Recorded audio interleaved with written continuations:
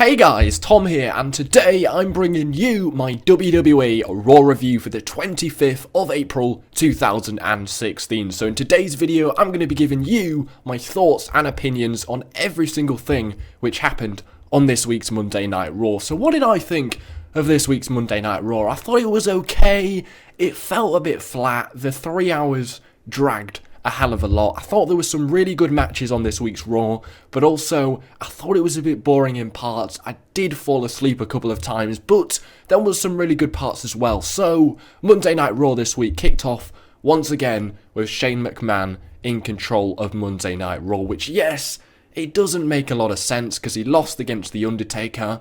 Why would Vince McMahon put him in control of Monday Night Raw? But at the end of the day, the fans are getting what they wanted. They wanted Shane McMahon in control of Monday Night Raw, and that's exactly what we're getting. And to be honest, the Raws that he has been in control of, they've been damn good. The last 4 Monday Night Raws since WrestleMania have been really good. And this one, to be fair, was pretty decent as well. So to be honest, I think Shane McMahon being in control of Monday Night Raw has definitely been a positive thing. And finally, the Authority returned to Monday Night Raw. Finally, they have come back. We haven't seen them since WrestleMania 32, and Stephanie McMahon finally confronts Shane McMahon about controlling Monday Night Raw. So to be honest, it took them a while. Why Stephanie McMahon waited 4 weeks to confront Shane McMahon about controlling Raw instead of her is crazy, but finally she is back. I did report on the channel they are going to have a feud over control of Monday Night Raw, which is going to be absolutely awesome. But I thought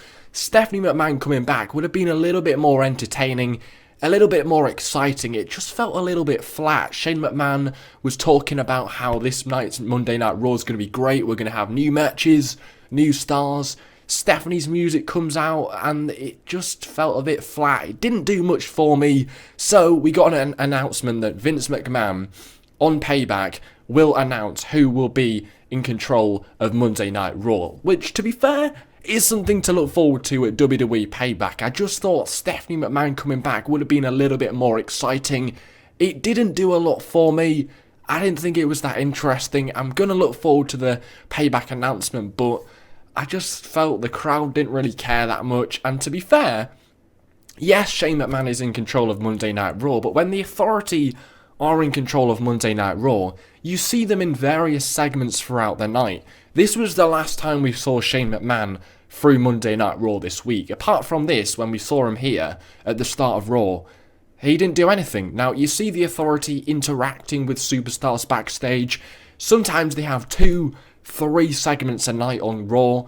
Shane, he doesn't really do that much. So for me, Shane McMahon being in control of Monday Night Raw hasn't been as good as we thought it would be. And to be honest, it doesn't make a lot of sense. He's in control of Raw, but what's he actually doing? So for me, it didn't do a lot for me this segment. I thought it was going to be a little bit more exciting than it was. I was really looking forward to the Authority coming back. I don't think it truly delivered. I'm going to wait until Payback to see what's announced, but for me, it could have been a little bit more exciting. Now, what was exciting was the first match of the night. AJ Styles defeating Sheamus was a brilliant match. I really enjoyed this match. Now for me, this was Sheamus's best match of the year. I really enjoyed it. For AJ Styles, it was probably one of his worst matches of the year because his matches this year have been so freaking good. But this was a solid match. This was one of Sheamus's best matches. This was really good. It's been a hell of a long time since Sheamus put on a good match. This was good. This is a great opening match. I really liked it. Plenty of time given to it. Really good. I really enjoyed this match. Great chemistry, great pacing. I like the fact that they were comparing Sheamus's build to Roman Reigns. It was kind of like a little bit of an insider to how AJ will get on against Roman on Sunday. Really liked this match. I thought this was a great way to start Monday Night Raw. For me, it wasn't even the best match of the night. We'll get onto that later on in the review. But to be honest, great way to start Raw. So Styles won by pinfall after a phenomenal forearm. I don't know what they're doing with the Styles Clash. It seems like they've forgotten to do that now. I think maybe it may have something to do with the fact that he's broken a few necks doing it, and this is now his new finisher. But for me, brilliant match. I really enjoyed it. Luke Gallows and Carl Anderson appeared on the stage to applaud Styles after the match. That doesn't make a lot of sense. Why are they doing that? But at the end of the day, great match. The next segment we got was the Vaudevillains and Enzo Amore and Big Cass. They had like an in-ring confrontation, loosely officiated by the New Day. I thought the New Day in the middle was absolutely hilarious. I think this match on Sunday will be really good. It could go either way. Two new, young tag teams going at it to become number one contenders. It could go either way, so I'm really looking forward to this match. Honestly, this segment, it didn't really do a lot for me. It was kind of the same thing they did on SmackDown, but the New Day in the middle was absolutely hilarious and how they were reacting from each tag team's words. It was really funny, but at the end of the day, I'm already convinced this match is going to be good, so I'm really looking forward to it on Sunday. We then got Luke Gallows and Carl Anderson making their debut on Monday Night Raw against the Usos. What did I think of this match? I don't think it was that impressive. I thought it was going to be a hell of a lot better. It didn't really do a lot for me. I thought it was a bit slow. It just lacked excitement. It wasn't very good. And I think it might have a little bit of a reason to do with how boring the Usos have got. I said in my review last week, they're so stale. All they do is hit super kicks and say, ooh, so. They have no charisma anymore. Everybody's really bored of them. They haven't evolved in a hell of a long time. They've been the same gimmick for, 4 to 5 years. It's got boring very, very fast. I mean, they've been the same tag team. I think people have been getting bored for them since like 2013. They haven't evolved. They haven't changed.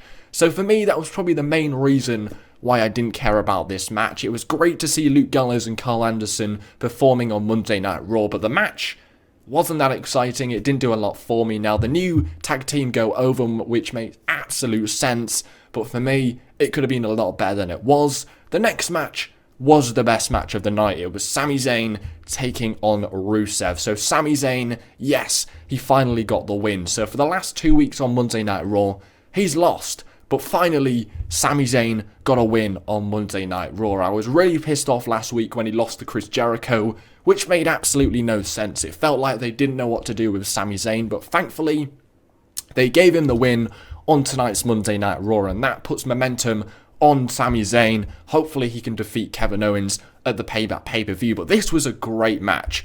Rusev, honestly, he hasn't done a lot since he lost to John Cena last year at WrestleMania, but they could do so much with him because the moves he hit in this match were brilliant. This match was really good. I really enjoyed it. Now, you wouldn't think these two would put on a good match comparing their builds, but it was really good. It was amazing. They had great chemistry.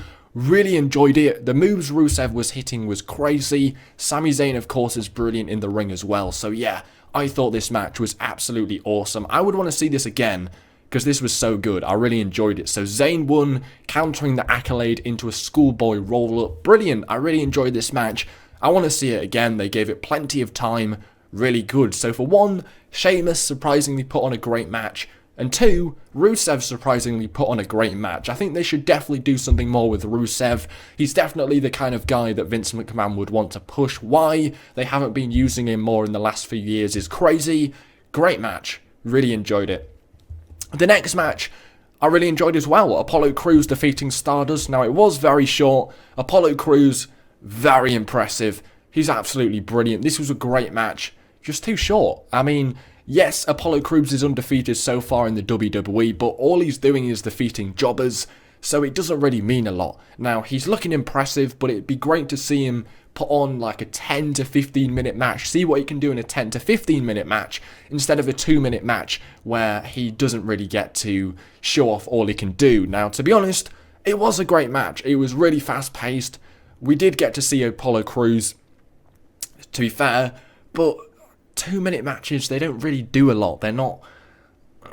And it's against Stardust, so you always know Apollo Crews is going to win. I really wanted to see him have a big feud at the Payback pay-per-view, give him a 10-minute match, see what he can do. But in these 2 to 3 minute matches, it just feels like he's wasting his time, because we know he's going to win. We know he's impressive in these 2 to 3 minute matches, but how's he gonna do when he gets into a real feud? He has to cut his own promos. He has to put on a 10-minute match. How's he gonna do? Now, it just feels like they're kind of wasting his time. We know this guy's good. Is he really showing off exactly what he can do in 2-minute matches? Not really. Talking about Stardust, just turn him back to Cody Rhodes. Oh my god, it's so frustrating. Everybody wants to see Cody Rhodes back, but they're just adamant it's going to be Stardust that we get to see. It's boring. It doesn't make sense. It's pointless. Just bring Cody Rhodes back. He was brilliant. Why they ever turned him into Stardust made absolutely no sense.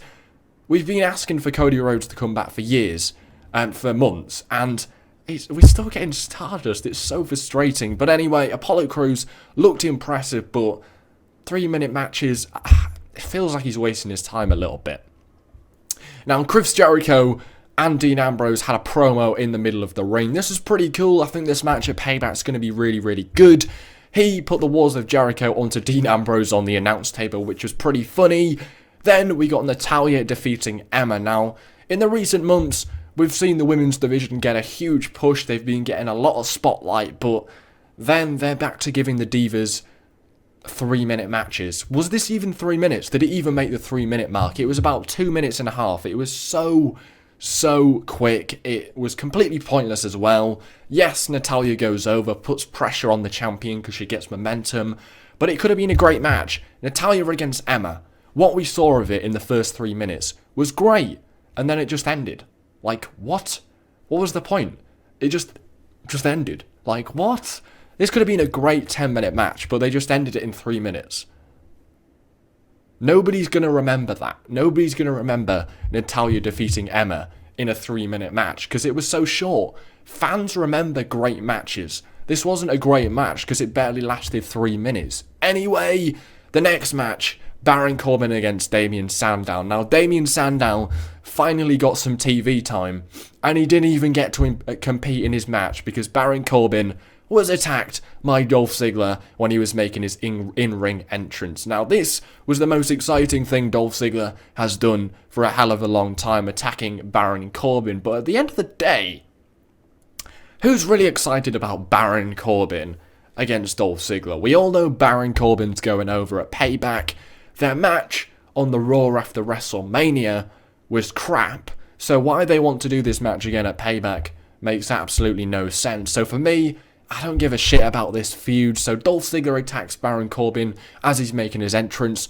Probably the most exciting thing Dolph Ziggler's done in a hell of a long time, but I would have liked to seen Damien Sandow against Baron Corbin. I reckon that would have been a good match. But anyway, we then got The Miz and Cesaro arguing about who would be Intercontinental Champion after Payback. So Miz teased leaving the ring. He went to attack Cesaro. We got a European uppercut, which looked great. He went for the Cesaro swing. His wife, Maurice, jumped on Miz, and stopped him from doing the Cesaro swing. For me, this is kind of the same old thing we saw last week on Miz TV, so it didn't really do a lot for me.